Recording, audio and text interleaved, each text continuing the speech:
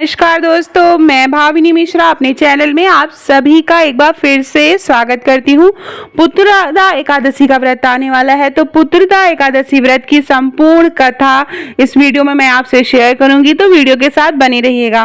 पुत्रदा एकादशी व्रत करने वाले व्यक्ति को पूजा के बाद श्रावण पुत्रदा एकादशी की व्रत कथा जरूर सुननी चाहिए। ऐसा करने से ही आपका व्रत पूर्ण होगा और आपकी जो भी मनोकामना है वो पूर्ण होगी। अब आप शांतिपूर्वक कथा सुने। इससे सुनने मात्र से ही वाजपेयी यज्ञ के बराबर फल की प्राप्ति होती है। तो आइए सुनते हैं पुत्रदा एकादशी की व्रत कथा। हाथ में आप पुष्प ले लें और कथा सुने। द्वापर युग के आरंभ में महिष्मति नाम की एक नगरी थी, जिसमें महिजीत नाम का एक राजा राज्य करता था।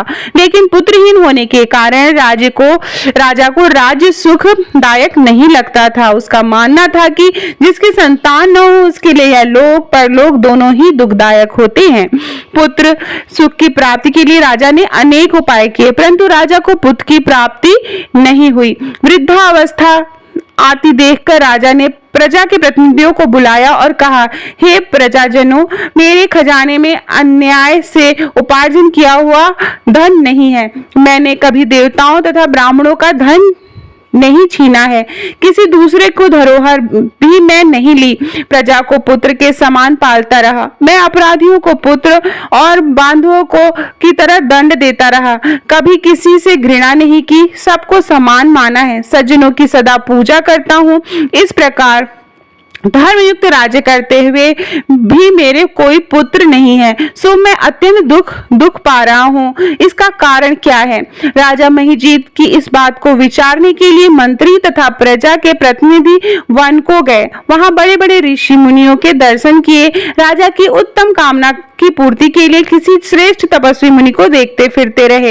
एक आश्रम में उन्होंने एक अत्यंत वृद्ध धर्म के ज्ञाता बड़े तपस्वी परमात्मा में मन लगाए हुए निराहार जितेंद्रिय जितात्मा जित क्रोध सनातन धर्म के गुण तत्वों को जानने वाले समस्त शास्त्रों के ज्ञाता महात्मा लोमेश ऋषि मुनि को देखा, जिनका कल्प के व्यक्तित्व होने पर एक रोम गिरता था।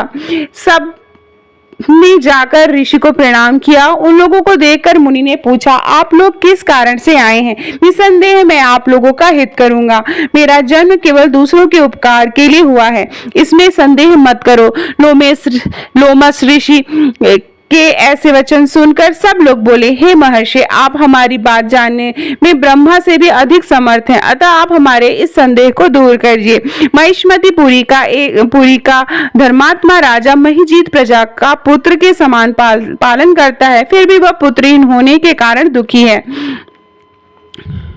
उन लोगों के आगे कहा कि हम लोग उनकी प्रजा हैं, अतः उन्हें दुख से हम दुखी हैं। आपके दर्शन से हमें पूर्ण विश्वास है, हमारा यह कष्ट आप अवश्य दूर करेंगे, क्योंकि महान पुरुषों के दर्शन मात्र से ही अनेक कष्ट दूर हो जाते हैं।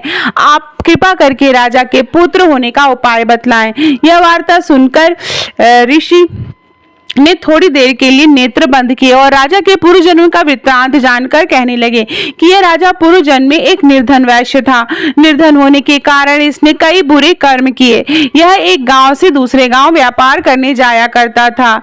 एक समय ज्येष्ठ मास के शुक्ल पक्ष की द्वादशी के दिन मध्याह्न के समय वह, जबकि 2 दिन से भूखा प्यासा था, एक जलाशय पर जल पीने लगा। उसी स्थान पर एक तत्काल ब्याही हुई प्यासी गौ जल पी रही थी। राजा ने उस प्यासी गाय को जल पीते हुए हटा दिया और स्वयं जल पीने लगा। इसीलिए राजा को यह दुख सहना पड़ा। एकादशी के दिन भूखा रहने से वह राजा हुआ और प्यासी गौ को जल पीते हुए हटाने के कारण पुत्र वियोग का दुख सहना पड़ा। ऐसा सुनकर सब लोग कहने लगे कि हे ऋषि, शास्त्रों में पापों का प्रायश्चित भी लिखा जाता है, अतः जिस प्रकार राजा का यह पाप नष्ट हो जाए, आप ऐसा उपाय बताएं।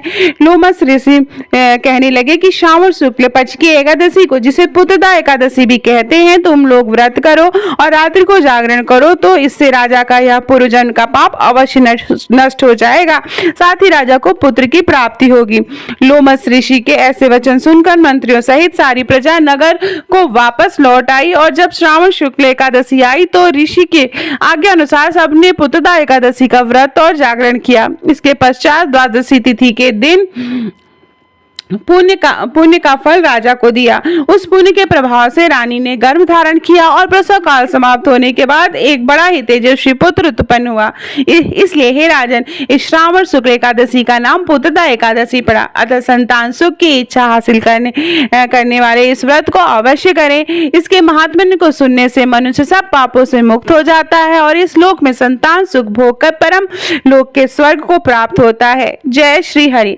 ओम जय जगदीश हरि की आरती सुने। इसके बाद आप पुष्प भगवान को अर्पित कर दें और ओम जय जगदीश हरि की आरती सुने। तो आशा करती हूँ वीडियो पसंद आया हो। जो लोग व्रत नहीं भी कर पा रहे हैं उन्हें भी आज के दिन पुत्रदा एकादशी की व्रत कथा जरूर सुननी चाहिए। जिन्हें संतान प्राप्ति नहीं हो पा रही है वे इस कथा को जरूर सुने। अगर आप व्रत नहीं रह पा रहे हैं, व्रत रखें तो बहुत अच्छा है।